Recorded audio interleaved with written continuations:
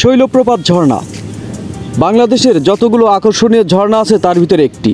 বান্দরবন শহর থেকে মাত্র ৮ কিলোমিটার দূরে। এটি মূলত মেন রোডের সাথে হয় দেশি এবং বিদেশি পর্যটকের ভিড় থাকে সব সময়। আজকে দেখাবো শৈলপ্রপাতের আসল সৌন্দর্য। তো চলেন যাওয়া যাক।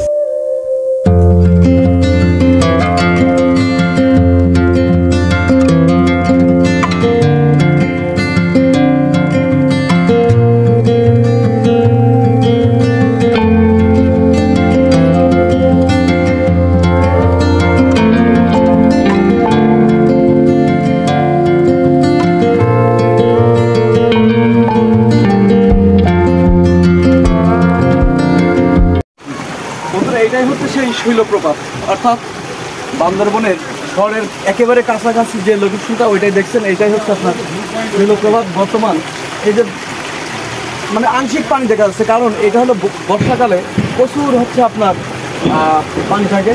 বান্দরবন জেলা প্রশাসনের তত্ত্বাবধানে এখানে বিভিন্ন ধরনের স্থাপনা তৈরি করা হয়েছে পর্যটকের জন্য।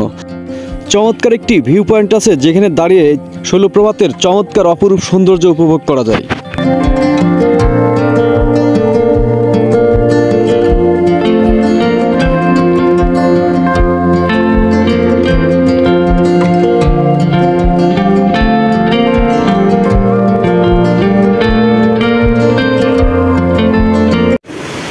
আসলে এই যে বান্দরবনের যে শৈলপ্রপাতের যে সিনারি আসলে দেখতে পাচ্ছি যে কতটাই চমৎকার।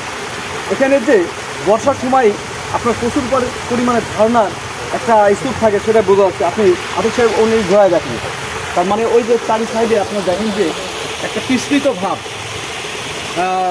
যার কারণে যে প্রচুর পানি হয় এটা বোঝা যাচ্ছে। আপনারা খেয়াল করলে বুঝতে পারবেন যে প্রচুর পিছলা।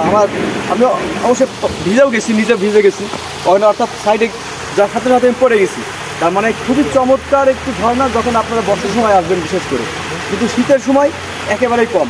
আর এই যে ঝর্ণার চারি সাইডে যে দৃশ্যগুলো দেখেন কতটা চমৎকার।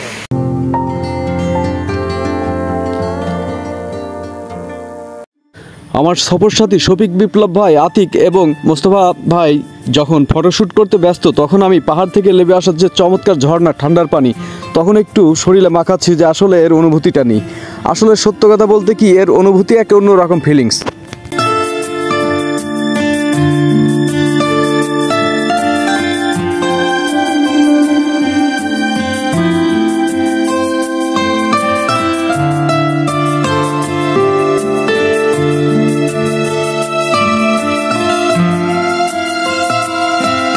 এই পাহাড়ে মূলত বম উপজাতির বসবাস। এরা এখানে জুম চাষের পাশাপাশি ছোট ছোট দোকানপাট দিয়ে জীবিকা নির্বাহ করে।